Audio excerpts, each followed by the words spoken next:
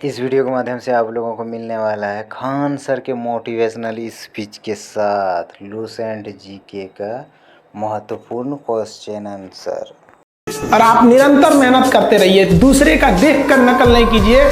सीढ़ियां उन्हें मुबारक हो जिन्हें छत तक जाना है। आपकी मंजिल आसमान है, रास्ता आपको खुद बनाना है। अपनी मंजिल को भुलाकर जिया तो क्या जिया है, दम तुझ में तो उसे पाकर दिखा।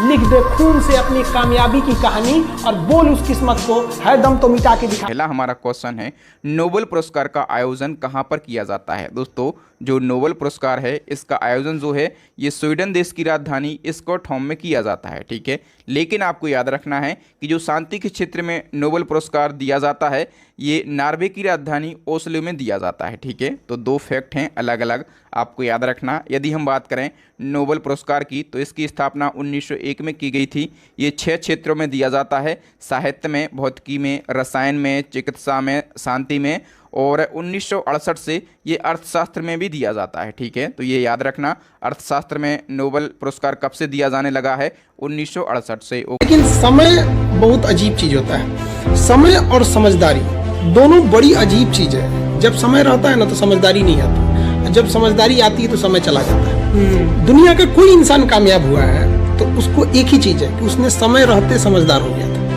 और असफलता वही हुआ है जो समय के बाद पछताने से कोई फायदा नहीं। ओके, नंबर सेकंड क्वेश्चन की बात करें तो फोर्ट विलियम कोलकाता के किस स्थान पर बनाया गया है। दोस्तों, फोर्ट विलियम जो है ये कोलकाता में स्थित एक क्या है, फोर्ट यानी कि किला है। ठीक है, और ये कोलकाता के किस स्थान पर बना है तो ये गोविंदपुर गांव में बना है। ओके, और ये हुगली नदी के पूर्वी किनारे पर बना हुआ एक किला है। ठीक है, इसको ब्रिटिश राज के दौरान बनवाया गया था और इसे इंग्लैंड के राजा विलियम तृतीय के नाम पर इसका नाम रखा गया। ठीक है, शौक है ना गर्लफ्रेंड बनाने का तो अपने पैर पे खड़े हो जाओ। जिस दिन पैर पर खड़े होगे ना उस दिन समझ में आएगा ये सब चीजें फालतू चीजें होती है। कई लड़के बेचारे का दिल टूट जाता है, उनका शरीर एम्बुलेंस की तरह हो गया है, घायल दिल लेके घूम रहे हैं। अरे फालतू ये सब चीजें। जीवन में किसी के लिए आंसू मत बहाइएगा, वो आपके आंसुओं के काबिल नहीं होगा, और जो आपके आंसुओं के काबिल होगा वो कभी आपको रोने नहीं देगा।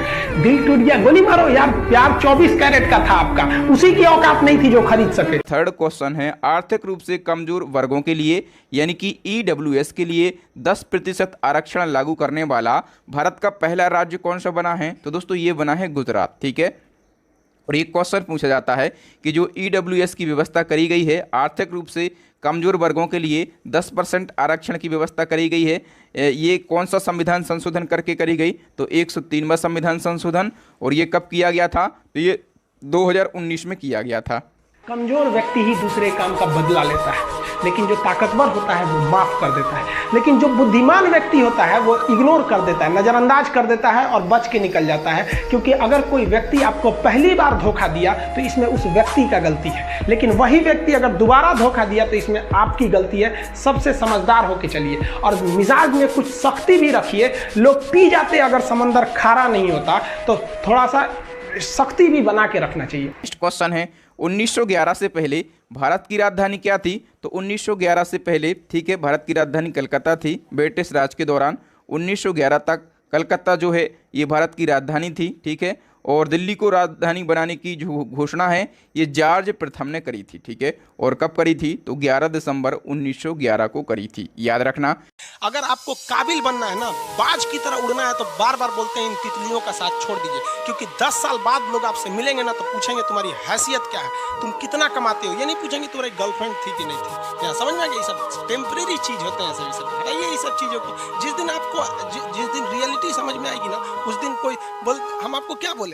आज जिनको आप सब कुछ खोकर पाने की तमन्ना रखते हैं, एक वक्त आएगा जब वो मुफ्त में मिलेंगे तो आपको मंजूर नहीं होगा।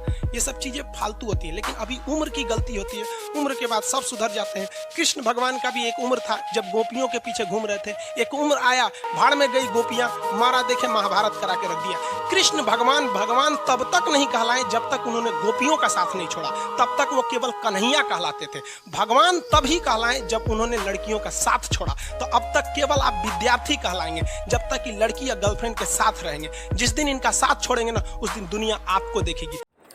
नेक्स्ट क्वेश्चन है, महिला लोकसभा अध्यक्ष की हम बात करेंगे। कौन है, मीरा कुमार। और ये 2009 से 2014 तक प्रथम लोकसभा की अध्यक्ष रही हैं। ठीक है, यदि प्रथम लोकसभा स्पीकर पूछा जाता है तो जीबी मावलंकर यानी कि गणेश वासुदेव मावलंकर। और महिला की बात करेंगे, बारात वगैरह में जाते हैं ना, तो जिसके बारात में या जिसके शादी या किसी फंक्शन में हम चले जाते हैं ना, तो उस आदमी की इज्जत बढ़ जाती है। अरे खान सर आए थे तुम्हारे यहाँ, जबकि मेरे साथ के पढ़े हुए लड़के आज कोई वैल्यू नहीं है। रीजन क्या है यार, वो लोग पढ़े लिखे थे। आपको पता है भीमराव अंबेडकर दलित जाति से आते थे, उन्हें लोग अछूत समझते थे, कुएं से पानी नहीं भरने दिया जाता तो कहते थे तुम चमार जाति के हो।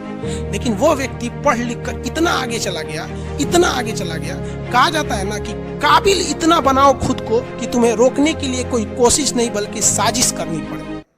नेक्स्ट क्वेश्चन है, भारत में सबसे युवा राष्ट्रपति कौन बने? दोस्तों भारत के सबसे युवा राष्ट्रपति नीलम संजीव रेड्डी। ठीक है, और दोस्तों नीलम संजीव रेड्डी से याद रखना है कि ये अभी तक एकमात्र निर्विरोध चुने जाने वाले राष्ट्रपति हैं। ठीक है, नीलम संजीव रेड्डी जो हैं ये लोकसभा के अध्यक्ष भी रहे हैं। कौन से नंबर के? चौथे नंबर के, और ये बाद में भारत के 6वें नंबर के राष्ट्रपति बने थे।